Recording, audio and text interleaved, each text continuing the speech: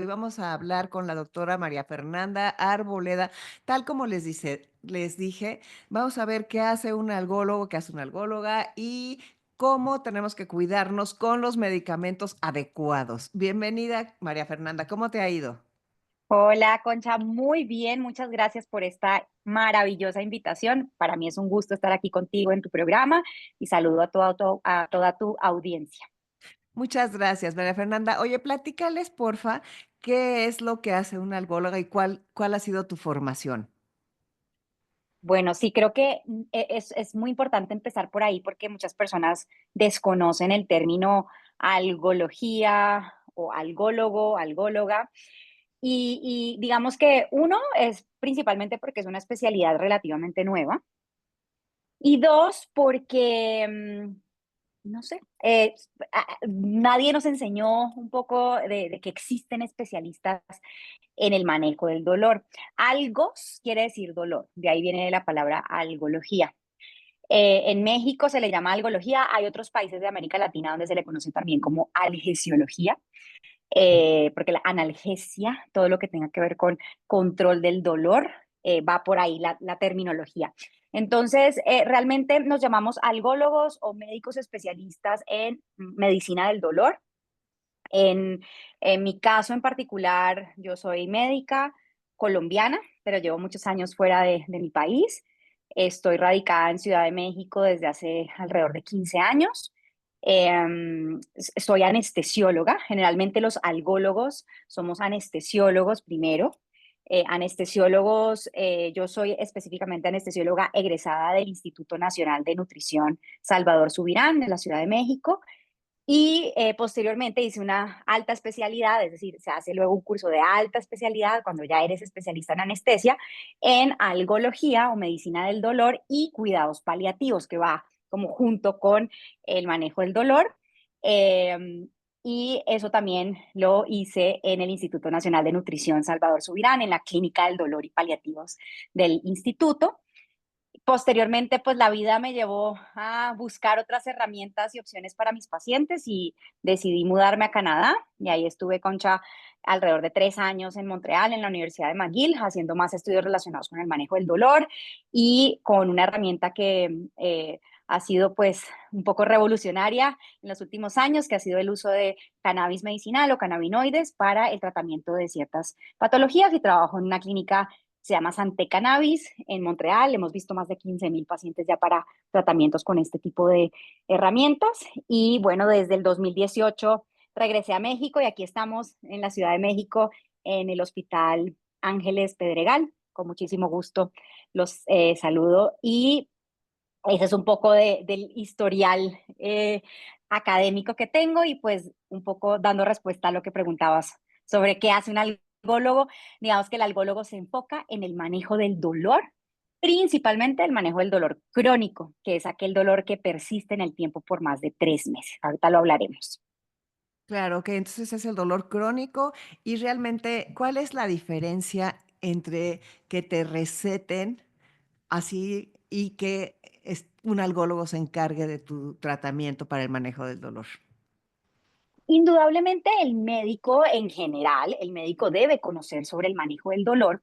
Sin embargo, es como todas las especialidades. Es decir, yo como médica, digamos, si fuera médica general, tengo que tener noción de diversas patologías, condiciones, conozco sobre el manejo de diversas patologías, pero pues hay ciertos límites en donde, por ejemplo, yo puedo decirte, pues Concha, muy probablemente tienes una fractura, no sé, voy a poner un ejemplo, pero yo no soy la que te ayudo con la fractura, vas a ir mejor con un traumatólogo, un ortopedista que está especializado en ello.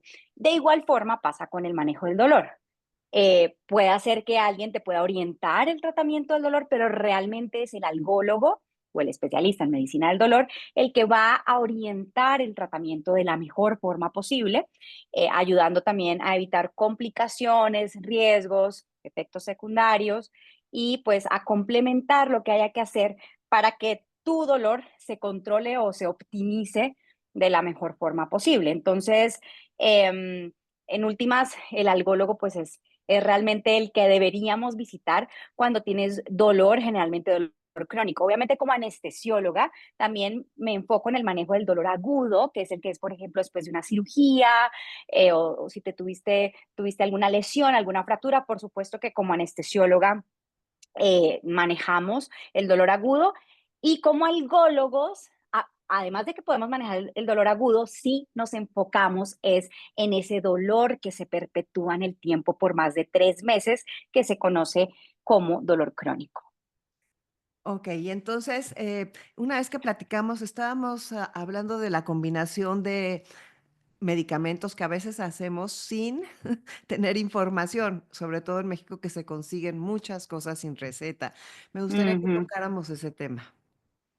Sí, creo que el tema de la automedicación es muy frecuente en nuestros medios, sobre todo porque tenemos acceso a muchos fármacos que nos conseguimos de una forma que decimos OTC, out of the counter, o sea, se consiguen fácilmente, muchas veces no necesitas receta, por eso son out of the counter, y entonces digamos que para el control del dolor hay diversos grupos farmacológicos.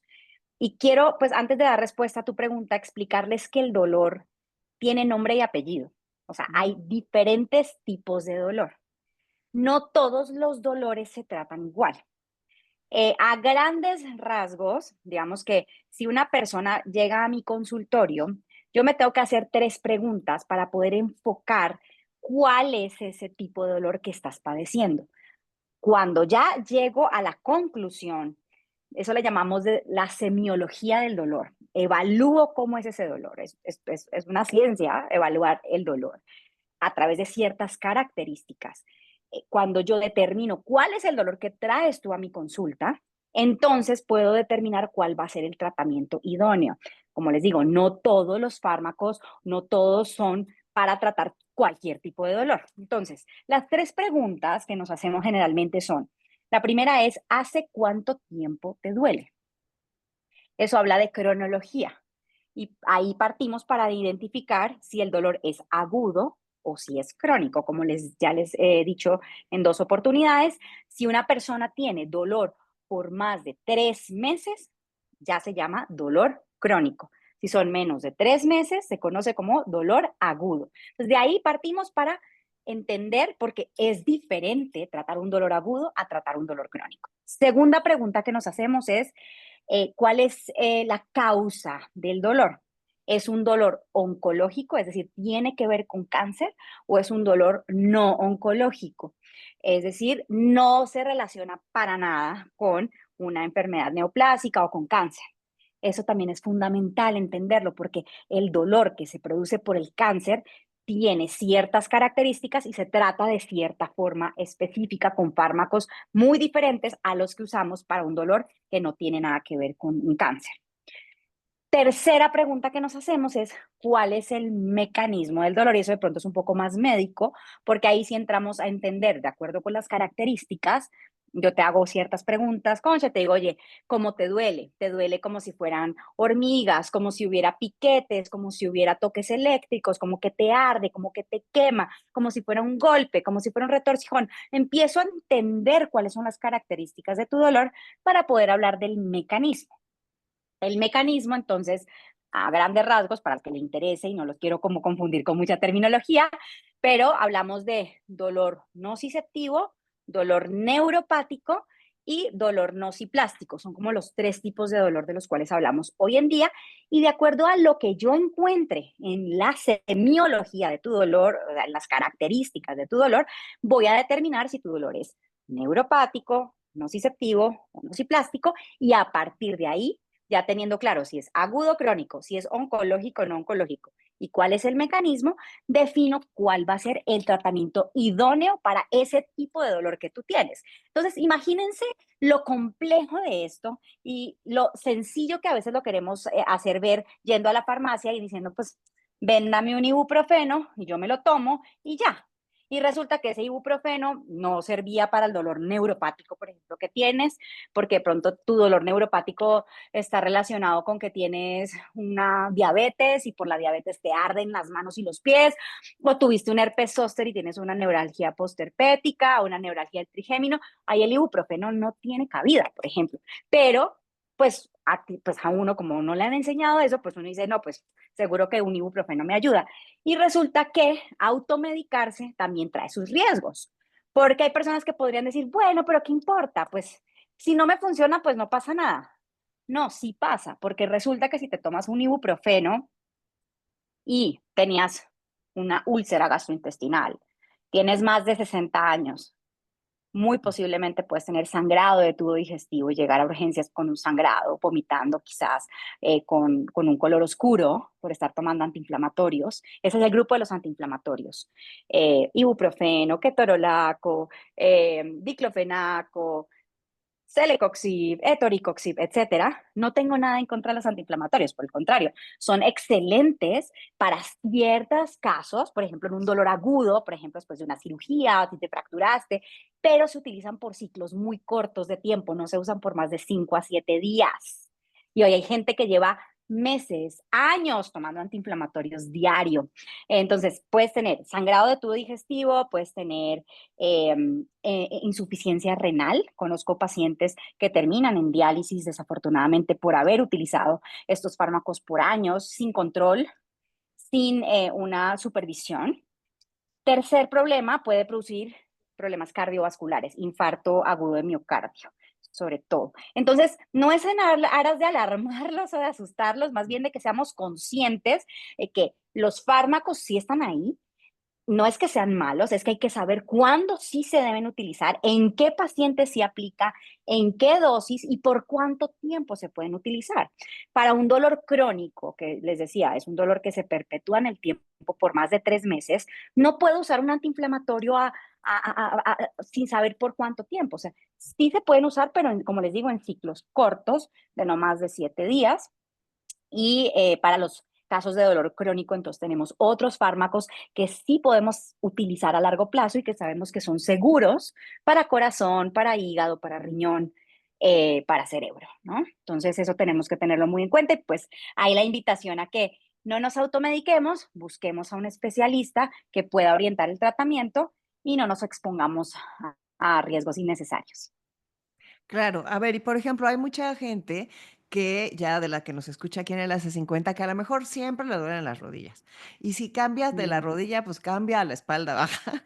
Y después, o sea, es ese tipo de dolores que yo creo, no sé si les llaman crónicos, pero bueno, ya es que se vuelven tan seguidos, la artritis, o sea, todas esas cosas que el desinflamatorio no se puede tomar más de 3 meses, más de X tiempo, o no sé, de una semana. Sí, sí, entonces muy probablemente a lo que te estás refiriendo es a la osteoartrosis degenerativa.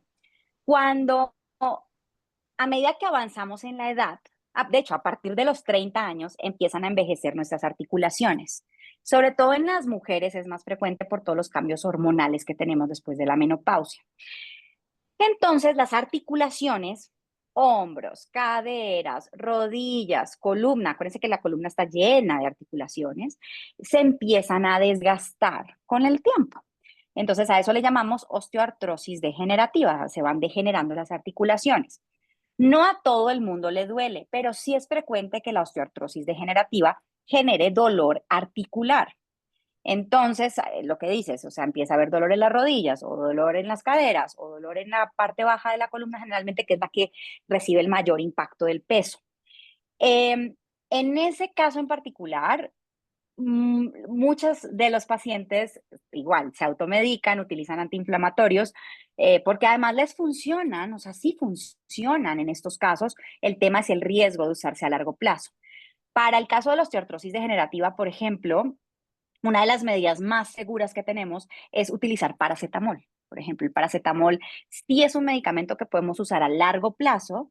Hay que tener ahí sí en cuenta la edad del paciente, cuidar que no sobrepase las dosis máximas de paracetamol en 24 horas, porque también sobrepasar las dosis máximas puede traer temas a nivel del hígado. Entonces, por eso nuevamente la importancia de la invitación a que nos evalúe un especialista y nos diga si realmente sí somos candidatos a usar paracetamol, en qué dosis.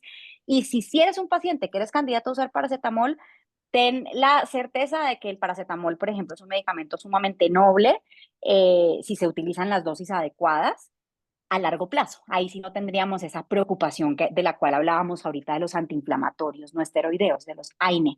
El paracetamol ha mostrado ser útil para ciertos casos de osteoartrosis degenerativa, junto con otras medidas que podemos tomar y que las podemos ver con muchísimo gusto en cada caso, porque pues cada Claro. caso es diferente. Y hay ciertos pacientes en quienes inclusive cuando ya hay una osteoartrosis muy avanzada, por ejemplo en rodilla, hay casos en los que una cirugía, por ejemplo un reemplazo articular, eh, puede ser muy útil, ¿no? Entonces hay veces que le tenemos mucho miedo a la parte de cirugía, pero les cuento que en ciertos casos donde sí está indicado un reemplazo articular, una artroplastía de rodilla, por ejemplo, o de cadera, en ciertos casos es necesaria y va a cambiarle la vida al paciente definitivamente para bien. Obviamente cuando se hace con las personas correctas, con el cirujano adecuado y teniendo pues todas las medidas de terapia física y de control del dolor que lo hacemos nosotros, los algólogos, en el posoperatorio. Pues sí, realmente sí, es muy importante, también me parece interesantísimo todo lo que nos dices, porque luego hay veces que guardamos medicinas en el cajón. Entonces, a los 6 meses vuelves a sacar esta o la combinas con la otra. Entonces, yo Sí. quiero sembrar esa conciencia aquí en las personas que nos están escuchando. Y bueno, ¿nos podrías decir un poco de lo del cannabis, de esa especialidad que tienes y qué tanto se aplica aquí en México? Claro que sí. Y antes de pasar a eso, quería como reforzar esto que acabas de decir. Hay veces, claro, hay como medida de emergencia y uno dice, bueno, pues ni modo, tomo esto en lo que me ven, pero no se queden con tomo esto y ya no voy a que me vean, ¿no? Porque puede ser que no, es que sí me está ayudando. Claro que te puede estar ayudando el antiinflamatorio, pero bajo qué riesgo, ¿no? Entonces, dejo hasta ahí el tema. Y en cuanto al cannabis medicinal, pues, a ver, es un tema que se puso muy de moda, sobre todo cuando yo me fui a Canadá, que más o menos entre el 2014 2015 empieza todo el boom del cannabis en el mundo. Canadá fue uno de los principales países en avanzar en materia regulatoria y desde el 2014 se permitió el uso de cannabis para fines medicinales. Em, la planta de cannabis o la marihuana, marihuana pues es el nombre coloquial que se le da a la planta, cannabis es el nombre científico que se le da a la planta.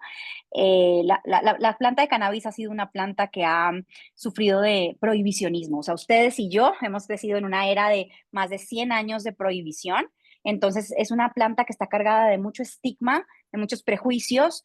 Hemos crecido en una era muy difícil para esta planta, pero yo te diría que desde más o menos los años 1970 se inicia como nuevamente la posibilidad de estudiar a la planta de cannabis. En sus inicios, todos los estudios que se hacían era para tratar de entender los efectos tóxicos o negativos de la planta de cannabis y solo más o menos hasta el año 2015, o sea, hace no tanto, empieza a haber estudios que tratan de entender los efectos terapéuticos de la planta. Eh, entonces es en esa época en la que estoy en Canadá y me viví todo este proceso de la legalización de la planta de cannabis. Entré a trabajar a esta clínica que se llama Santé Cannabis, en donde, como les comentaba, hemos visto ya miles de pacientes para tratamientos con este tipo de herramientas, en donde vale la pena aclarar que, a ver, la planta de cannabis no es la panacea, no es la droga milagrosa, es simplemente una herramienta más con la que podemos contar los médicos o los profesionales de la salud para el control de síntomas. Cannabis no cura enfermedades, porque también está esta idea de que, doctora, vengo a que me cures del cáncer con cannabis, ¿no? O sea, eso no se ha demostrado aún. ¿Qué más quisiera yo que decirles? Sí, aquí está. Pero hoy sabemos que el cannabis no cura enfermedades, controla síntomas y ciertos síntomas en diversas patologías. Hoy hablamos de alrededor de 8 enfermedades en las cuales el cannabis puede ser útil. Eh, si quieren, tomen nota, ahí va. Sí. La primera habla de pacientes con dolor crónico, justamente, que hablábamos hace rato, en dolor crónico y principalmente en dolor crónico neuropático, es decir, donde hay un componente de algún nervio, es donde más se ha estudiado. el uso de cannabis medicinal. Cuando hablamos del cannabis medicinal, ahí hago un paréntesis, estoy hablando de más de 500 compuestos químicos. La planta de cannabis es un universo. Y dentro de esos más de 500 compuestos químicos hay dos que son los que más utilizamos en la práctica clínica. Uno que se conoce como delta 9 tetrahidrocannabinol, que en cortico llamamos THC, y el cannabidiol, que en cortico llamamos CBD. THC y CBD son los principales cannabinoides que utilizamos en la práctica clínica. Muchas veces nos hemos quedado con la idea de que el cannabis medicinal es igual a CBD. No, el CBD es uno de los compuestos de la planta y no es el único medicinal. El THC, claro, sí se usa para fines recreativos o de uso adulto, pero el THC dejemos dejar de satanizarlo y de condenarlo, porque el THC a dosis bajitas sí puede ser útil, por ejemplo, para el dolor. Para el dolor crónico, el que ha mostrado ser útil en los estudios clínicos, en investigación en seres humanos, es el THC para dolor crónico neuropático. Segunda enfermedad, pacientes con esclerosis múltiple, sobre todo son mujeres jóvenes a las que les empieza a dar esta enfermedad, en donde hay mucha rigidez, sobre todo a nivel de la musculatura, espasticidad. En la espasticidad hay estudios que nos muestran efectividad y eficacia del THC y el CBD en una proporción 1 a 1 o balanceada. De hecho, ya hay ciertos fármacos aprobados por diversas agencias sanitarias en el mundo para la espasticidad en esclerosis múltiple. Tercero, enfermedades, ciertas condiciones de salud mental en donde podemos encontrar el trastorno de estrés postraumático, esas personas que van a la guerra o que secuestran y regresan. Ahí hay terrores nocturnos, pesadillas. Ahí, por ejemplo, el THC se ha estudiado y puede ser efectivo y el CBD ayuda para la ansiedad. En pacientes con trastornos de ansiedad también puede haber ciertos beneficios, por ejemplo, en trastorno de ansiedad social, estas personas que les da pánico hablar en público, personas que tienen trastorno de ansiedad generalizada, también tenemos estudios que han mostrado ciertos beneficios. Y en pacientes, por ejemplo, hablando de otras enfermedades, pacientes con epilepsias refractarias, en donde en las epilepsias refractarias el CBD ha mostrado ser efectivo para el control de crisis convulsivas y ahí pues tenemos el trabajo maravilloso con ciertas madres y padres de niños y adolescentes, sobre todo con epilepsia en México, en donde estamos luchando para poder acceder a este tratamiento de forma legal y de forma segura. Seguimos en ese camino. Hay Increíble. varias fundaciones con las que tengo el gusto de poder apoyar y acompañar. Y otras condiciones donde hablamos de cáncer, no porque cure el cáncer, sino porque ayuda, por ejemplo, para el control de las náuseas y el vómito secundarios a la quimioterapia, como es el caso del THC, y en los casos de pacientes con falta de apetito, que es clásico en el cáncer y clásico en el paciente con VIH-Sida, donde también vemos lo que llamamos síndrome de anorexia, caquexia, no les da hambre, el THC ha mostrado incrementar apetito. Entonces ahí tienen ciertas condiciones y la última, que es también de las que cada vez hemos tenido un poco más de información, que es pacientes con enfermedad de Parkinson, en donde, ojo, no es para el temblor, porque uno piensa en Parkinson y siempre piensa como en temas de temblor, disquinesia, la rigidez. Ahí no hemos visto todavía ciertos beneficios. En donde sí hemos visto beneficios en el Parkinson es en casos de ansiedad, espasmos dolorosos y trastornos del sueño que tienen las personas con Parkinson y psicosis también que pueden tener los pacientes con enfermedad de Parkinson. Entonces, vamos avanzando. Hay quienes me dicen, bueno, y en tal enfermedad, en demencias, en X, Y, Z, ¿no? Les podría decir, se está estudiando. En las que les acabo de mencionar, tenemos un poquito más de información. No es la evidencia más sólida todavía, porque acuérdense que la planta de cannabis, como les decía, está llena de estigma y de prejuicios y hacer investigación no ha sido nada fácil por cuestiones regulatorias, donde apenas se empieza a permitir la investigación en humanos con este tipo digamos, de sustancias o de productos. Hay que tener mucho cuidado, y ya con eso cierro, Concha, con el tema del acceso a los tratamientos de cannabis. Porque a pesar de que hay ciertos países, digamos que en América Latina, el país líder en la región latinoamericana desde el punto de vista regulatorio es Colombia. Colombia es el país que más avanzó en esta materia y es en el país donde hay acceso por vía legal y con un respaldo sanitario. Después de Colombia, por ejemplo, Perú también avanzó mucho, Argentina ha ido avanzando. México, digamos que está un poco atrás en ese sentido, porque a pesar de que hay un reglamento de cannabis desde el año 2021, desde el 2021, imagínense, cuenten años, eh, hoy seguimos sin tener tratamientos con respaldo sanitario por parte de la COFEPRIS como tratamiento médico real.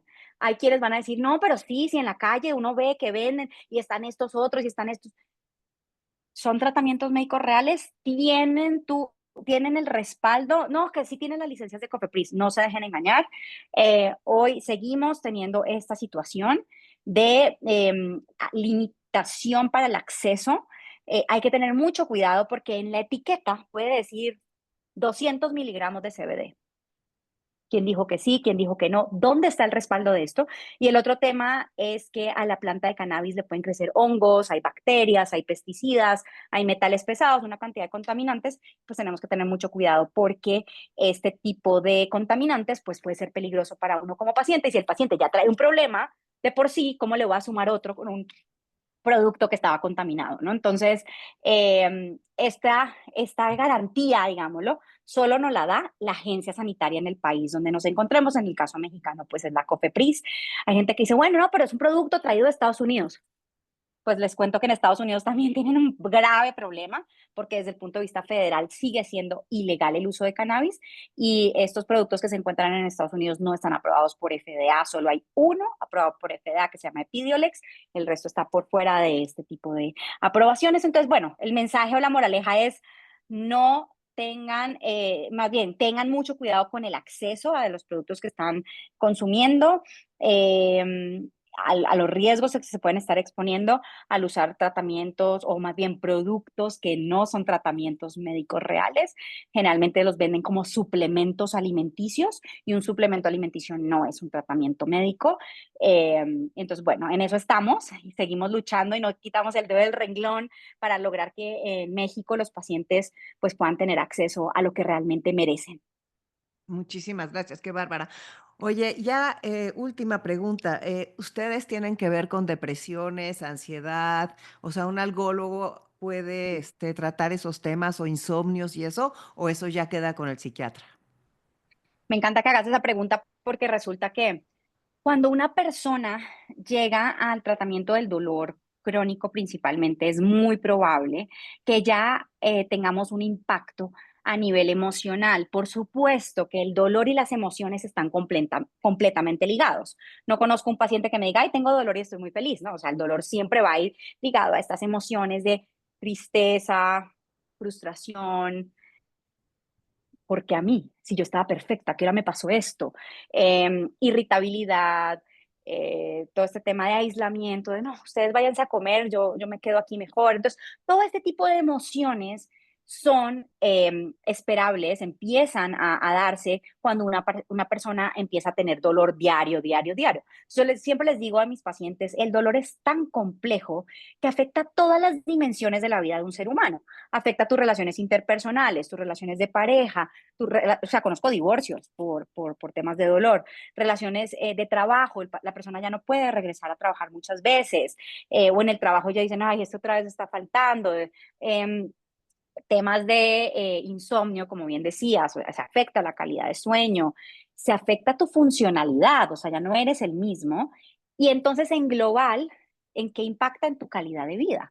Entonces, lo que hacemos cuando damos un manejo para el dolor es tratar de impactar, no es fácil porque es como estamos diciendo, es supremamente complejo, pero tratamos de impactar en todas estas condiciones que empieza a vivir el paciente y siempre les digo, hagan de cuenta que tenemos una cajita de herramientas y empezamos a sacar diversas estrategias. Entonces, tenemos a los medicamentos o los fármacos que son fundamentales, pero son apenas un pilar del tratamiento. Tenemos la terapia física, la terapia de nutrición, la terapia psicológica, que es fundamental. Y aquí, pues de pronto dando un poquito de respuesta a tu pregunta, trabajamos de la mano con el psicólogo y el psiquiatra para poder ayudar al control del dolor. Muchas veces yo le digo al paciente, yo te puedo retacar de medicamentos, pero si no enfrentamos el tema emocional, si no lo logramos controlar, el dolor no se va a controlar. Entonces, la parte emocional es fundamental. También dentro de estas herramientas que sacamos de esta cajita de herramientas está la meditación, el mindfulness. Esto es fundamental. Hoy sabemos que los pacientes que hacen meditación tienen mejores resultados para el control del dolor. Está el yoga, el tai chi, ciertos ejercicios que han mostrado ser efectivos, por ejemplo, para el dolor de espalda, la natación, etcétera. Está también dentro de estas herramientas la acupuntura, algunas medidas de manejo intervencionista del dolor que hacemos también los algólogos, que hacer ciertos bloqueos o inyecciones, pero ojo porque hay quienes creen que es que la aguja es la varita mágica, no, la intervención con inyecciones o bloqueos es parte de las herramientas y está la parte también del cannabis medicinal que también hace parte de estas herramientas. El cannabis no va solo, es un complemento de todo lo demás. Entonces, eh, sí utilizamos o sí es muy importante para nosotros el poder trabajar con un equipo multidisciplinario. Y por eso nos llamamos generalmente clínicas de dolor, porque la clínica habla de ese equipo multidisciplinario, donde está el médico o médica, enfermería, terapia física, terapia psicológica, terapia nutricional, trabajo social también cuando hay temas desde el punto de vista socioeconómico, etcétera, etcétera, etcétera. Entonces, es muy importante trabajar de la mano. Por ejemplo, hay pacientes que seguro nos están escuchando ahorita con fibromialgia, por ejemplo, que es una enfermedad donde hay mucho tema de dolor, pero también hay mucho tema emocional de por medio. En fibromialgias sabemos en los estudios, generalmente la fibromialgia hablamos de que se llama dolor nociplástico. Hay un tema a nivel cerebral, hay un tema a nivel bioquímico, pero también hay un tema donde hay muchas pacientes, generalmente son mujeres, jóvenes quienes inician con fibromialgia que tuvieron algún antecedente traumático en la infancia, abuso sexual, abuso físico o simplemente una pérdida o sea, una pérdida de un hijo, algún momento traumático en la vida que desencadena esto. Es frecuente y cada vez lo estamos viendo más de esta forma. No necesariamente tiene que pasar, pero en la mayoría de los casos estamos viendo que hay algún antecedente de este tipo que ha desencadenado una cuestión traumática, perder un trabajo, cambiar de ciudad, etcétera, que hizo que, ¡pum!, se detonara el dolor. Entonces, hay un tema emocional que hay que abordar, porque si no lo abordamos, por mucho medicamento que demos, no va a haber control del dolor. Entonces, no sé si respondí a tu pregunta. Respondiste perfectamente. Te agradezco muchísimo tu presencia en Enlace 50. De veras, me fascina platicar contigo. Toda tu pasión, tus ganas y tus conocimientos, el universo de enfermedades que conoces como algóloga, de veras, y me parece que tu calidad humana y tu, no sé, me encanta platicar contigo. Te agradezco mucho y pues ya estaremos para otra entrevista. Gracias, Concha. Para mí ha sido un gusto también conversar contigo. Lo disfruto muchísimo y pues gracias a todos los que estuvieron en el programa. Cualquier duda, estaré encantada de resolverla. En mis redes sociales me consiguen o me encuentran como @Dr. Dr. Maffer Arboleda en Instagram, en X, en Facebook, etcétera. Y pues aquí los espero también en el consultorio en el Hospital Ángeles del Pedregal. Un abrazo y gracias nuevamente por la invitación.